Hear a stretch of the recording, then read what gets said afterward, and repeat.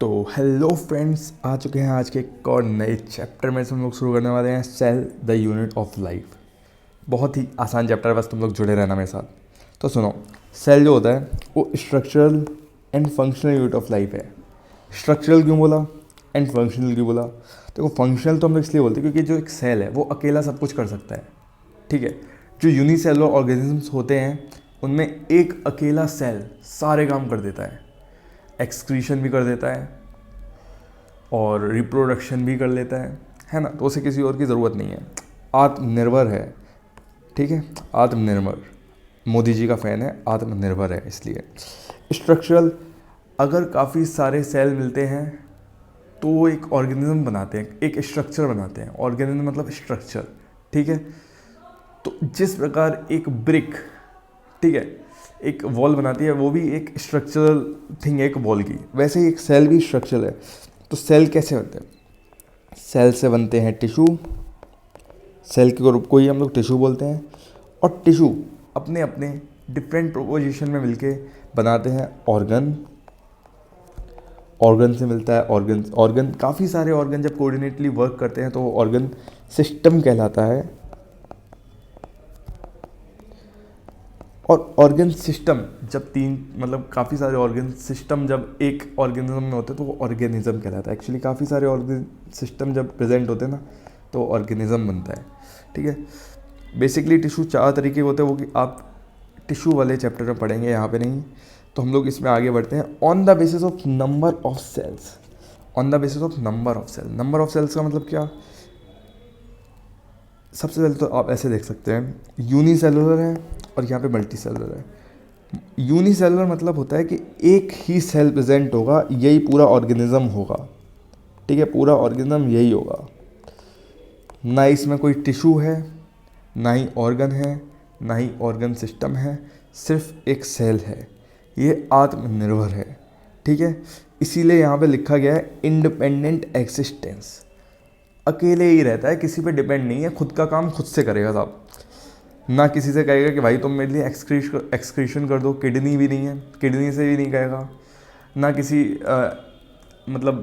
Stomach से कहेगा कि नहीं तुम मेरे लिए डाइजेस्ट कर दो, वो सब कुछ नहीं। ठीक है, ये अकेला खुद करता है, इंडिपेंडेंटली एग्जिस्ट करता है इस नेचर में, और अपने सारे इसेंशियल काम करता है। ये कहीं जॉब नहीं करता जाके, सिर्फ अपना काम करेगा इसेंशियल। अपना खाया, पचाया, निकाल दिया, इसेंशियल काम हो गए बस। मल्टी सेलुलर ऑर्गेनिजम्स होते हैं फंजाई, प्लांट्स, एनिमल। अब अगर आपको मल्टी सेलुलर और यूनिसेलुलर का मतलब समझ में नहीं आया तो मैं समझा देता हूँ। ऑर्गेनिज्म जिनमें सिर्फ सिंगल सेल प्रेजेंट है, ये रहा अपना single cell, this one is single cell, तो ये हो गया यूनिसेलुलर। और ऐसे ऑर्गेनिज्म जैसे हम लोग, एग्जांपल हम लोग है ना, आपके घर के बाहर जो कुत्ता बैठा है वो, और बिल्ली जो दूध पी के चली जाती है कभी कभी, वो काफ़ी सेल्स के बने हुए हैं, तो वो है मल्टी सेलुलर। मल्टी सेलुलर मतलब मल्टी सेल्स, काफ़ी सारे सेल्स हैं इसलिए। तो देखो, सीधी बात है, अगर कभी क्वेश्चन आ जाए कि इंडिपेंडेंट एग्जिस्टेंस कौन कर सकता है, तो वो होता है यूनिसेलुलर एंड अपने इसेंशियल फंक्शन परफॉर्म करता है। तो मैं आपको एक एग्जांपल के लिए एक सेल दिखा देता हूँ, सेल कैसा होता है। एक सेल की आउटर कवरिंग होती है सेल मेम्ब्रेन, उसके अंदर होता है साइटोप्लाज्म। ठीक है, साइटोप्लाज्म, और एक होता है न्यूक्लियस। अगर ये 3 चीज़ें हैं जो कि बहुत ज़रूरी हैं, साइटोप्लाज्म मेन अरीना होता है सेलुलर एक्टिविटी के लिए। ठीक है, एक्चुअली ये एक सेमी फ्लूइड होता है। कैसा होता है? Semi fluid. Semi fluid, Honey भी सेमी फ्लूइड है। ठीक है, जो काफ़ी ज़्यादा थोड़ा गाढ़ापन होता है इसमें। हाँ, ठीक है। सेल मेम्ब्रेन होती है, साइटोप्लाज्म, न्यूक्लियस। अगर ये तीनों प्रेजेंट हैं तो ही तभी वो एक कंप्लीट सेल होगा, अन्यथा वो एक कंप्लीट सेल नहीं हो सकता। जैसे कि यहाँ पे ये अपना वायरस है, बैक्टीरियोफेज इसका नाम है, हम लोग जानते हैं। ठीक है, बैक्टीरियोफेज। इसमें आप लोग ईजिली देख सकते हैं न्यूक्लियस तो है, मतलब न्यूक्लियस नहीं, मतलब एक तरीके से कह सकते हैं इसमें न्यूक्लिक मटेरियल तो है। ठीक है, न्यूक्लिक मटेरियल होना चाहिए, न्यूक्लिक मटेरियल भी है, ऊपर थोड़ी सी सेल मेम्ब्रेन भी है प्रोटीन की जो कि होती है, लेकिन साइटोप्लाज्म यहाँ पे एब्सेंट है। तो क्या हम इसे कंप्लीट सेल बोलेंगे क्या? नहीं बोल सकते। कंप्लीट सेल से बोला ही नहीं जाता, तो इससे हम लोग बोलेंगे नॉट ए कंप्लीट सेल या फिर ए सेलुलर। ठीक है, आगे बढ़ते हैं। तो सबसे पहले बात करते हैं रॉबर्ट हुक, सबसे पहले बात करते हैं डिस्कवरी किसने करी आखिर सेल, सबसे पहले सेल किसने खोजा। तो बोतल के कॉर्क में रॉबर्ट हुक ने सेल डिस्कवर किया था। अब बोतल का कॉर्क है तो हेक्सागोन टाइप स्ट्रक्चर्स उन्हें देखने को मिले थे वहाँ पे, ठीक है, ऐसे कुछ हेक्सागोन टाइप। तो कॉर्क है तो सीधी बात है, उन्होंने पहली बार डेड सेल खोजा था। एंटन वॉन लीeuwenhoek या फिर एवी लीeuwenhoek, ठीक है, एवी लीeuwenhoek ने लिविंग सेल खोजा था। और फिर रॉबर्ट ब्राउन ने फर्स्ट टाइम डिस्कवरी की थी न्यूक्लियस की। अब क्या है ना कि रॉबर्ट हुक और रॉबर्ट ब्राउन में कभी कभी कन्फ्यूजन हो जाती है, कभी कभी कन्फ्यूजन हो ही जाती है। तो मैं सीधा सा फॉर्मूला लाया हूँ आपके लिए। फॉर्मूला क्या, एक ट्रिक। रॉबर्ट में हुक है, ये रहा, देखो मैंने हुक एक मेंशन भी करा। हुक कैसा होता है हमेशा? Non living object. हुक कैसा है? नॉन लिविंग, ठीक है, नॉन लिविंग यानी कि डेड। तो डेड सेल की किसने करी थी डिस्कवरी? रॉबर्ट हुक ने। तो साथ के साथ ये भी कन्फ्यूजन याद होगी, कभी कन्फ्यूजन ही नहीं होगा। रॉबर्ट हुक ने डेड सेल, रॉबर्ट ब्राउन ने न्यूक्लियस। कभी कभी कन्फ्यूजन यही हो जाता है कि रॉबर्ट ब्राउन ने डेड सेल करा था, रॉबर्ट हुक ने, तो ये कन्फ्यूजन दूर। एवी लीeuwenhoek ने तो भाई लिविंग सेल करा था, इसमें तो कभी कोई कन्फ्यूजन नहीं होगी क्योंकि इसमें रॉबर्ट नाम ही नहीं है, ठीक है। अब बात करते हैं सेल थ्योरी की। तो आओ एक कहानी सुनाते हैं, सेल थ्योरी जिसका नाम है। सेल थ्योरी दो साइंटिस्ट ने दी थी, स्केलेडियन एंड श्वान। एक दिन स्केलेडियन आराम से घूम रहे थे, सो के बैठे, और इन्होंने बोला all plants are composed of cell and product of cell. कितनी बड़ी बात बोल दी। हम लोग तो ये अब जानते ही हैं क्योंकि जितने भी ऑर्गेनिजम्स हैं वो सेल से बने हैं। तो ऑल प्लांट्स मेड अप होंगे ही भाई, सेल के बने होंगे। तो बस इतना ही बोला, ज़्यादा कुछ लोड लेने की इसमें ज़रूरत नहीं है। एक चीज़ तो यहाँ पे ध्यान रखना है, वो ये है कि जो स्केलेडियन थे वो बोटेनिस्ट थे, ठीक है साहब। जो स्केलेडियन थे वो बोटेनिस्ट थे और श्वान ये एक जूलॉजिस्ट थे, ठीक है। जूलॉजिस्ट और बोटेनिस्ट वो होते हैं, जैसे कि बोटेनिस्ट का मतलब जो पेड़ों पे कार्य करते हैं, प्लांट्स पे काम करते हैं। जूलॉजिस्ट मतलब एनिमल्स पे काम करने वाले। तो स्केलेडियन एक दिन सो के उठे और बोले, सच में सो के नहीं उठे थे लेकिन फिर भी मैं बता रहा हूँ कि all plants are made up of cell and product of cell, जो कि अपने लिए अब कोई बड़ी बात नहीं है, हम लोग सब जानते हैं। जो भी है दुनिया में वो सेल्स का बना हुआ है, जो भी लिविंग है। नॉन लिविंग तो एटम्स के बने होते हैं एक्चुअली, लेकिन वो भी छोटे ही चीज़ों से बने होते हैं। श्वान बोले तुमने ऐसा बोला तो हम भी ऐसे ही बोलेंगे, all animal are compose of cell and their product. बहुत बड़ी बात कह दी इन्होंने भी। तो अपने अपने फील्ड में इन दोनों ने बोल दिया। लेकिन श्वान ने जो किया वो थोड़ा एक और चीज़ जो डिफरेंट की थी वो ये थी, श्वान ने सेल मेम्ब्रेन की डिस्कवरी की थी। ये क्वेश्चन आ जाता है, who is the discoverer of cell membrane? तो भाई श्वान है। सेल मेम्ब्रेन कह लो, प्लाज्मा मेम्ब्रेन कह लो, कुछ भी कह लो इसे, ठीक है। Every cell is composed of cell membrane. इन्होंने ये भी बोला कि हर सेल में, दुनिया में जितने भी सेल हैं सब में सेल मेम्ब्रेन प्रेजेंट होगी ही होगी, लेकिन जो सेल वॉल होती है वो सिर्फ प्लांट्स में होती है, ठीक है साहब। जो भी सेल वॉल होगी वो सिर्फ प्लांट में होगी, प्लांट्स किंगडम में जो आते हैं ना उनमें होगी, ठीक है। और ये यूनिक कैरेक्टर फीचर है प्लांट का, एनिमल में ये प्रेजेंट नहीं होती। अब कंक्लूजन ऑफ सेल थ्योरी आखिर क्या था? All organisms are composed of cell and products of cell, ठीक है। कुछ नहीं था कंक्लूजन, बस छोटा था। वो अपने फील्ड में बोले, जो स्केलेडियन थे वो बोले प्लांट्स कंपोज होते हैं cell and product of cell के, और श्वान बोले animal compose of cell and product. लेकिन जब इन लोगों ने मिल के सेल थ्योरी दी तो सीधे बोल दिया all organism composed of cell and their product of cell. लेकिन वहाँ पे कुछ लोग आए उठ के, चलो तुमने ये तो कह दिया, लेकिन मुझे ये बताओ कि ये सेल आते कहाँ से हैं।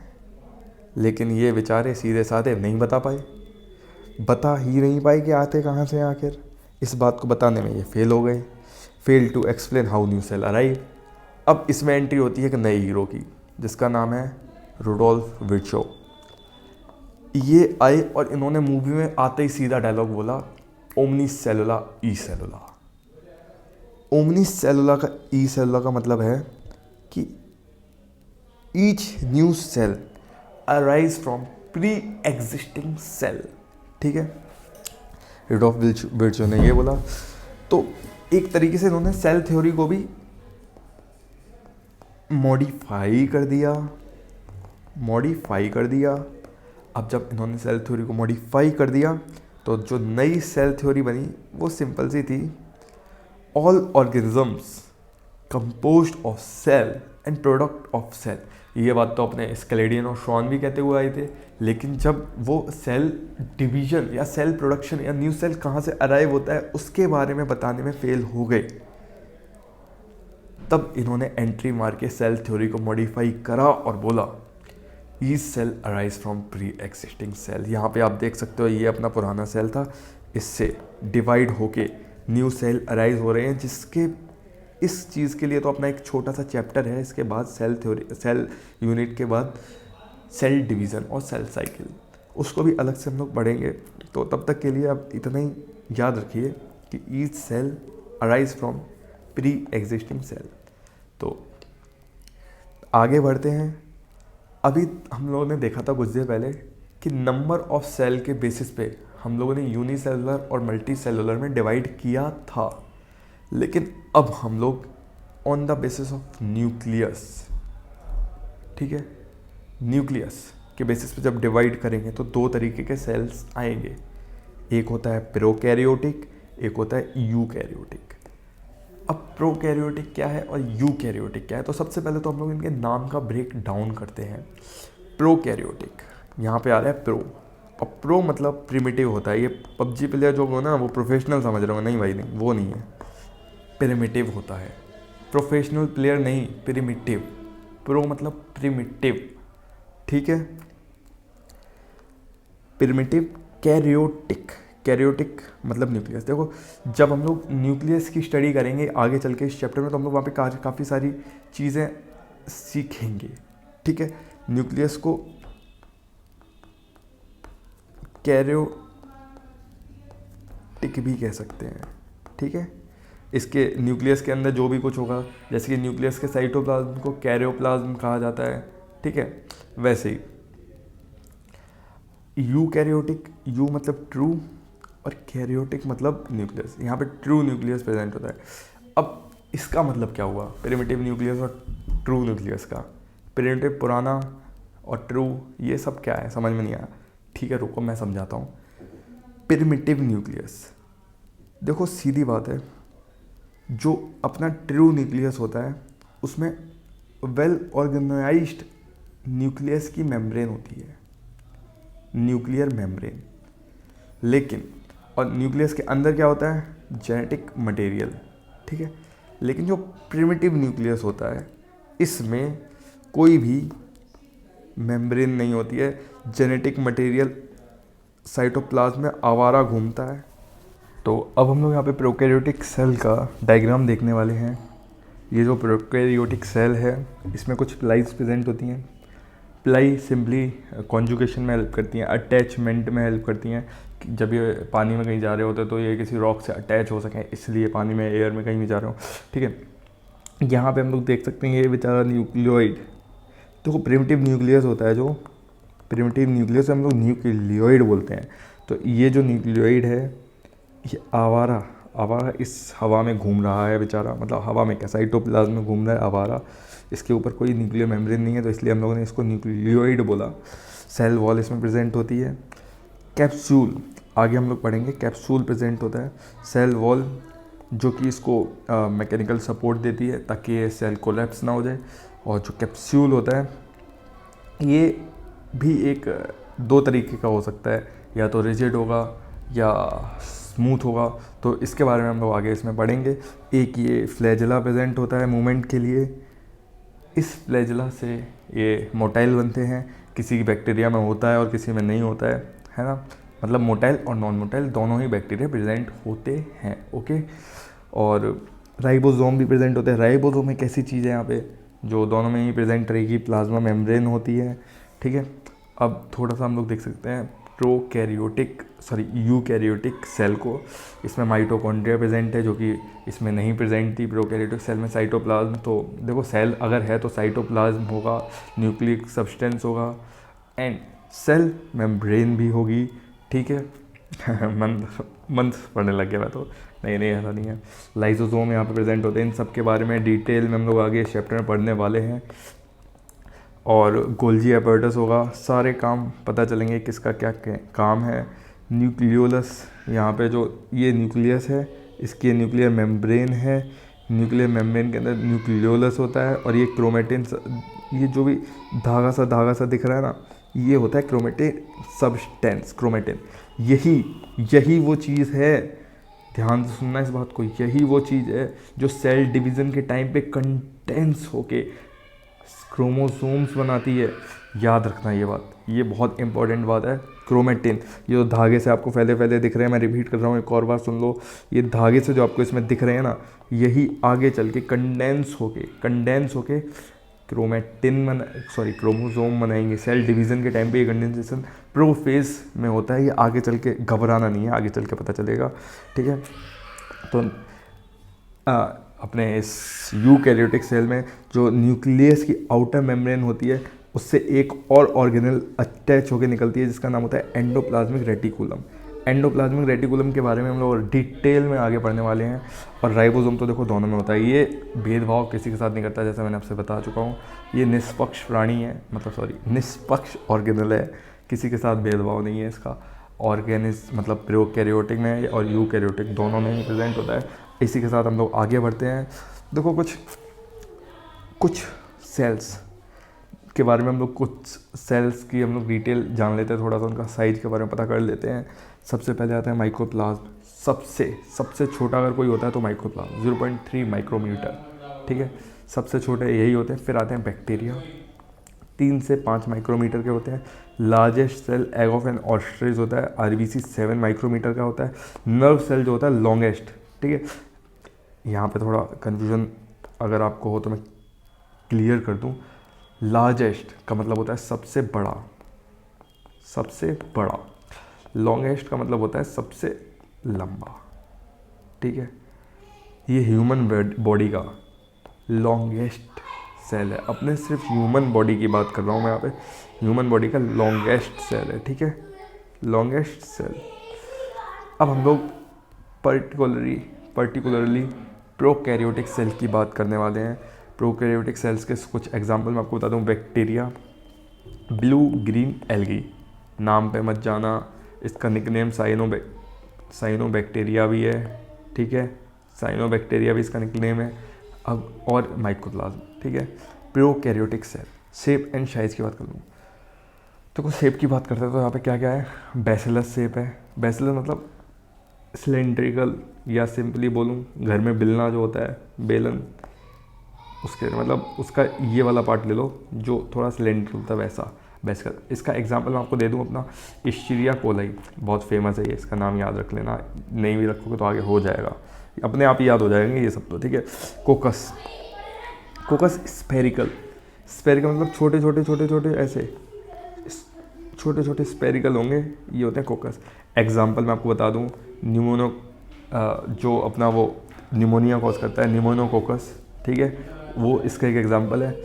विब्रियो,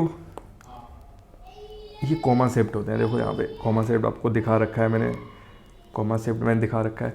इसका एक एग्जाम्पल मैं आपको बता दूं, विब्रियो कोलेरा। वैसे एनसीईआरटी में एग्जाम्पल मेंशन नहीं है इस चैप्टर में, लेकिन आगे चल के काफ़ी सारे चैप्टर से जब आप कनेक्ट होंगे तो आपको पता चलेगा, लेकिन मैं आपको यहीं बता दे रहा हूँ। स्पाइरुलिना एग्जाम्पल ही इसका स्पाइरुलिना है, ठीक है, ऐसा स्पाइरल शेप होता है, ठीक है। अब सेल एनवेलप की बात करते हैं, प्रोकैरियोटिक सेल के सेल एनवेलप की बात करते हैं। तो यहाँ पे सबसे ऊपर हम लोग को देखने मिल जाता है ग्लाइकोगैलेक्स, फिर उसके नीचे सेल वॉल, उसके अंदर होता है सेल मेम्ब्रेन। ठीक है, ये तीनों मिलके सिंगल प्रोटेक्टिव यूनिट की तरह काम करते हैं। सिंगल प्रोटेक्टिव यूनिट की तरह ये तीनों मिलके काम करते हैं, लेकिन अपनी अपनी जगह पर ये तीनों ही डिफरेंट फंक्शन करते हैं। Glycocalyx differ in composition and thickness. हर प्रोकैरियोटिक सेल में आपको इसका अलग अलग कंपोजिशन मिलेगा, अलग अलग थिकनेस मिलेगी। किसी में ज़्यादा मोटा होगा, किसी में कम मोटा होगा, है ना। तो किसी किसी में लूज शीट की तरह प्रेजेंट होता है, काफ़ी ज़्यादा लूज़ होता है ना, काफ़ी ज़्यादा लूज़ होगा, एकदम ढीला डाला, स्लाइमी टाइप का, तो उसे हम लोग स्लाइम लेयर कह देते हैं। और किसी किसी में ये थिक होता है, थिक एंड टफ, कैप्सूल की तरह। जैसे कैप्सूल का ऊपर कैप्सूल बनाता हूँ यहाँ पे, कैप्सूल का ये ऊपरी हिस्सा होता है वो थोड़ा सा थिक होता है एंड टफ होता है। उसको जब खोलते हैं तो उसमें काफ़ी सारा वो मेडिसिन निकलता है। वैसे ही ऊपर की जो कैप्सूल है ना वो थिक एंड टफ होता है। ठीक है, ये सेल एनवेलप का आखिर काम क्या है? सेल एनवेलप का काम ही है प्रोटेक्शन प्रोवाइड करना, जैसे सेल वॉल का काम है protection and structural support to prevent bacteria को बचाना ही इसका काम है आखिर। और कोलैप्स होने से, बैक्टीरिया को कोलैप्स होने से बताया, क्योंकि ये स्ट्रेंथ प्रोवाइड करता है, उसे स्ट्रक्चरली स्ट्रेंथ प्रोवाइड करता है ताकि वो कोलैप्स ना हो जाए। ठीक है, और शेप भी प्रोवाइड करता है। प्लाज्मा मेम्ब्रेन सेलेक्टिवली परमेबल होती है। प्लाज्मा मेम्ब्रेन मतलब सेल मेम्ब्रेन। ठीक है, cell membrane selectively permeable. Selectively permeable का वो क्या है, मतलब सेलेक्टिव परमेबल आखिर होता क्या है, तो मैं आपको बता दूं। जो मेम्ब्रेन कुछ सॉल्यूट्स को, गिने चुने सॉल्यूट्स को, जैसे कि मैं आपको कलर से समझाता हूँ, ये एक सेमी परमेबल मेम्ब्रेन है, ये एक तरीके के सॉल्यूट्स, ये दूसरे तरीके के सॉल्यूट।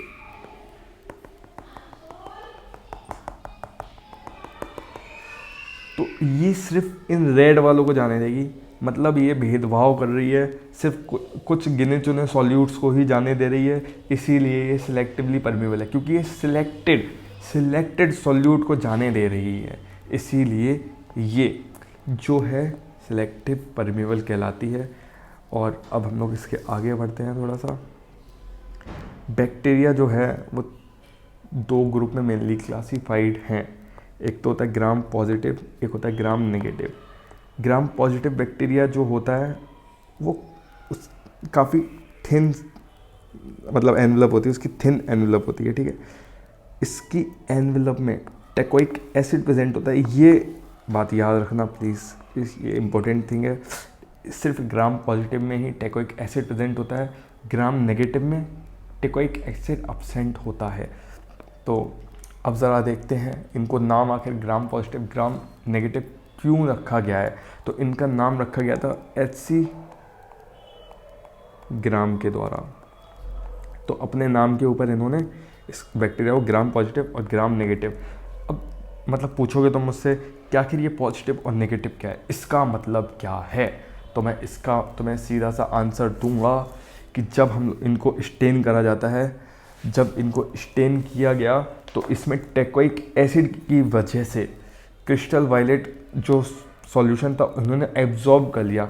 जो टेकोइक एसिड उसमें प्रेजेंट था उसमें मतलब जो सॉल्यूशन डाला क्रिस्टल वायलेट वो मतलब अटैच हो गया, तो उसकी वजह से उसने कलर गेन कर लिया।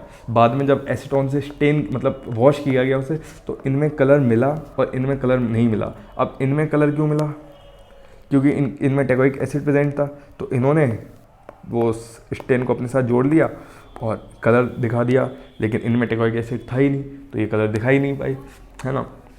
तो इसलिए इन्होंने टेस्ट पॉजिटिव शो करा, कलर दिखाया मतलब पॉजिटिव शो करा, और इन्होंने कलर नहीं दिखाया तो एक तरीके से नेगेटिव। वैसे ये चीज़ अपनी एनसीईआरटी में नहीं दी गई है, लेकिन मैं फिर भी बता दे रहा, क्योंकि कुछ तो डाउट आएगा आखिर क्यों ग्राम पॉजिटिव और ग्राम नेगेटिव दिया गया। इससे ज़्यादा डिटेल में जाने की इसमें ज़रूरत है ही नहीं। ठीक है, अब हम लोग थोड़ा बात करते हैं मीजोसोम्स की। आखिर ये मीजोसोम्स क्या होते हैं। मीजोसोम्स मेनली सेल मेम्ब्रेन की इनफोल्डिंग्स होती हैं, सेल मेम्ब्रेन की इनफोल्डिंग्स होती हैं मीजोसोम्स। ठीक है, ये वेसिकल, ट्यूब्यूल या लैमेली की फॉर्म में भी हो सकती है। वेसिकल शेप की हो सकती हैं, ट्यूब्यूल शेप की, ट्यूब शेप की भी हो सकती हैं और लैमली शेप की भी हो सकती हैं, ठीक है। और ये मेनली सेल वॉल फॉर्मेशन के लिए, इनका जो सीक्रेशन होता है वो सेल वॉल फॉर्मेशन के लिए यूज़ होता है, ठीक है। और ये मेनली डीएनए फॉर्मेशन में हेल्प करती हैं, डीएनए फॉर्मेशन, ठीक है। डीएनए फॉर्मेशन भी इन्हीं से होता है। रेस्पिरेशन एंड सीक्रेशन भी, रेस्पिरेशन और सीक्रेशन भी इन्हीं से होता है, ठीक है। रेस्पिरेशन एंड सीक्रेशन इन्हीं से होता है, ठीक है। जो रेस्पिरेशन होता है और सीक्रेशन होता है वो इन्हीं की वजह से होता है। थोड़ा सा बुला लिया था मुझे किसी ने, तो दोबारा स्टार्ट करते हैं। ये पॉइंट याद रखना प्लीज़, क्वेश्चन बनता है रेस्पिरेशन और सीक्रेशन प्रोकैरियोट्स में कौन करता है, तो आएगा आंसर मीजोसोम, ठीक है। मीजोसोम के साइड में क्रोमेटोफोर भी प्रेजेंट होता है, जो कि फोटोसिंथेटिक पिगमेंट प्रेजेंट होता है, जिसमें प्रेजेंट होता है उसे ब्लू ग्रीन एल्गी में क्रोमेटोफोर प्रेजेंट होते हैं, जो कि फोटोसिंथेटिक पिगमेंट होते हैं, फोटोसिंथेसिस में हेल्प करते हैं, ठीक है, क्रोमेटोफोर्स। तो यहाँ पे हम लोग ने सीखा जो मीजोसोम्स होता है वो सरफेस एरिया इंक्रीज करवाता है, डीएनए फॉर्मेशन करवाता है एंड रेस्पिरेशन भी करवाता है, ठीक है। ये चीज़ें मेन पॉइंट है, याद रखना प्लीज़, इनसे क्वेश्चन बनने की बहुत ज़्यादा संभावना है, ठीक है। अगर प्रोकैरियोट से क्वेश्चन आएगा तो यही पूछा जाएगा और कुछ नहीं। बीजीए में क्रोमेटोफोर प्रेजेंट होते हैं, थोड़े वेसिकल टाइप के, ठीक है। फोटोसिंथेटिक पिगमेंट प्रेजेंट होते हैं इनके अंदर फोटोसिंथेटिक पिगमेंट प्रेजेंट होंगे, जो कि ब्लू ग्रीन एल्गी अभी बताया था मैंने, साइनोबैक्टीरिया। मोटिलिटी की बात करें, अगर मोटाइल होगा, मैंने अभी थोड़ी देर पहले आपको बताया था, अगर बैक्टीरिया दोनों तरीके के होते हैं, मोटाइल भी होते हैं, नॉन मोटाइल भी होते हैं। अगर मोटाइल होगा तो फ्लैजिला ही प्रेजेंट होगा, मतलब फ्लैजिला भी प्रेजेंट होगा। फ्लैजिला अगर मोटाइल है तो फ्लैजिला ही जो होता है ना, वही मोटिलिटी के लिए रिस्पॉन्सिबल होता है। फिमरी और पिलाई ये मोटिलिटी में कोई फंक्शन या रोल नहीं करती, ठीक है। अगर मोटाइल है तो मतलब फ्लैजिला है, फ्लैजिला नहीं है तो मोटाइल नहीं है, ठीक है। अब जो फ्लैजिला होता है वो 3 पार्ट से बना होता है, फिलामेंट, ये हुक और बॉडी, ये बॉडी, ठीक है। बेसल बॉडी 3 पार्ट से बन के मतलब 3 पार्ट से मिलके बना होता है, मैं अभी क्या बोल रहा हूँ, 3 पार्ट से मिलके बना होता है। पहला पार्ट फिलामेंट, दूसरा पार्ट हुक और थर्ड पार्ट बेसल बॉडी। आप लोग यहाँ पे देख सकते हैं, ये नीचे वाली जो सेल सरफेस के या सेल मेम्ब्रेन के अंदर है उससे हम लोग बेसल बॉडी कहते हैं। बाकी हुक जो बेसल बॉडी और फिलामेंट को कनेक्ट करता है वो उसे हुक कहते हैं। और अब बात करते हैं पिलाई एंड फिमरी की। Pili and fimbriae are also present but not for motility. बात याद रखना, pili mainly special protein pilin protein की बनी होती है, और पिलाई एंड फिमरी पाइलिन प्रोटीन की बनी होती है, और फ्लैजिलीन प्रोटीन स्पेशल प्रोटीन फ्लैजिलीन प्रोटीन से बन के मिल के बना होता है। पता नहीं क्यों उल्टा बोल रहा हूँ मैं, थोड़ा सा सॉरी, बट एक बार और रिपीट कर दूँ, फ्लैजिलीन प्रोटीन से बन के मिल के बना होता है, ठीक है। एंड पिलाई पाइलिन जो कि स्पेशल प्रोटीन है उससे मिल के बना होता है, और जो कि help in conjugation and attachment. Conjugation, bacteria जब सेक्सुअल रिप्रोडक्शन करते हैं तो जेनेटिक मटेरियल के ट्रांसफ़र जब होता है ना, तो वही कॉन्जुगेशन है। आगे चल के पढ़ने वाला है राइबोसोम। मैंने जैसे बोला ये निष्पक्ष है। प्रोकैरियोट में प्रेजेंट होता है 70S और यूकैरियोट में प्रेजेंट होता है 80S राइबोसोम, ठीक है, 80S राइबोसोम। इसकी जो स्मॉल यूनिट्स होती हैं वो एक लार्जर एक स्मॉल होती है। लार्जर यूनिट का लार्जर यूनिट का एक तरीके से नाम होता है 60S और स्मॉलर का नाम होता है 40S। वैसे ही यहाँ पे स्मॉलर का नाम होता है 30S एंड लार्जर का नाम होता है 50S, ठीक है। तो जो लार्जर और स्मॉलर को अगर तुम कहोगे अरे सर ये ऐड कर दूंगा अगर, तो ये तो 80 हो रहा है ना, तो आपने 70 कैसे लिख दिया, मैं कहूँगा नहीं। यहाँ पे एस सिडवर्ग यूनिट को रिप्रेजेंट कर रहा है, तो इसको हम लोग ऐसे ऐड नहीं कर सकते, आपको ये डायरेक्टली याद रखना होगा। और एक चीज़ और, ribosomes are site of protein synthesis. जो राइबोसोम होते हैं, प्रोटीन जब बनती है तो इन राइबोसोम्स का काफ़ी बड़ा योगदान रहता है, काफ़ी बड़ा योगदान रहता है। आगे हम लोग पढ़ेंगे साथ में, अगर आप सब्सक्राइब कर लेंगे इस चैनल को तो आगे पढ़ेंगे साथ में। mRNA जो होता है अपना, mRNA वो RNA होता ही है सिंगल न्यूक्लियोटाइड की ब्रांच, ठीक है। तो जो RNA होता है उसमें एक ही चेन प्रेजेंट होती है, तो उस चेन पे अगर काफ़ी सारे राइबोसोम लग जाएं, ठीक है, काफ़ी सारे राइबोसोम लग जाएं तो वही कहलाता है पॉलीसोम। वही क्या कहलाएगा, पॉलीसोम, ठीक है। mRNA इसका फुल फॉर्म होता है मैसेंजर RNA, ठीक है, मैसेंजर RNA का मतलब सिर्फ इतना सा है, इसी के पास वो मैसेज होता है जिससे प्रोटीन बनती है। राइबोसोम का काम है प्रोटीन बनाना, लेकिन उसके लिए जो मैसेज लाया है, कौन सी प्रोटीन बनेगी, कितनी लंबी चेन पॉलीपेप्टाइड बनेगी, उसका सारा डिटेल इस mRNA के पास ही होता है, ठीक है भाई। तो आगे बढ़ते हैं। तो अभी हम लोग इंक्लूजन बॉडीज़ के बारे में थोड़ा पढ़ते हैं। जो इंक्लूजन बॉडीज़ होती हैं वो मेनली रिजर्व मटेरियल, जो एक्स्ट्रा बचा हुआ फूड होता है, जो यूटिलाइज होने के बाद बचता है, उसको स्टोर करती हैं। सबसे पहले तो ये मेम्ब्रेन लेस होती हैं, ठीक है। प्रोकैरियोट में ये प्रोकैरियोट या यूकैरियोट किसी में मेम्ब्रेन लेस होती हैं। ये साइटोप्लाज्म में आवारा घूमती हैं। ये सेल है, ये इंक्लूजन बॉडीज़ साइटोप्लाज्म में किधर भी रैंडमली आवारा घूमेंगी, फ्री होती हैं। तो 3 तरह की इंक्लूजन बॉडीज़ अभी मैं आपको बताने वाला हूँ। एक तो phosphate granules, glycogen granules and cyanophycin granules. तो फॉस्फेट ग्रेन्यूल्स फॉस्फेट स्टोर करता है, ग्लाइकोजन कार्बोहाइड्रेट स्टोर करते हैं, एंड साइनोफिशियन सिमिलर होता है, बिल्कुल कार्बोहाइड्रेट ही स्टोर करेगा, लेकिन not true starch, it is not a true starch, okay. Similar to glycogen granules but these are not true starch. इन तीनों की बात हो चुकी है। एक और तरीके की इंक्लूजन बॉडी है जो कि नाम होता है gas vacuoles. Cyanophycin granules and gas vacuoles ये ब्लू ग्रीन एल्गी में ही प्रेजेंट होंगी, ठीक है। गैस वैक्यूल जो होता है बीजीए में फाउंड होता है, बीजीए में ही मिलता है और प्रोवाइड बायोन्सी, ठीक है।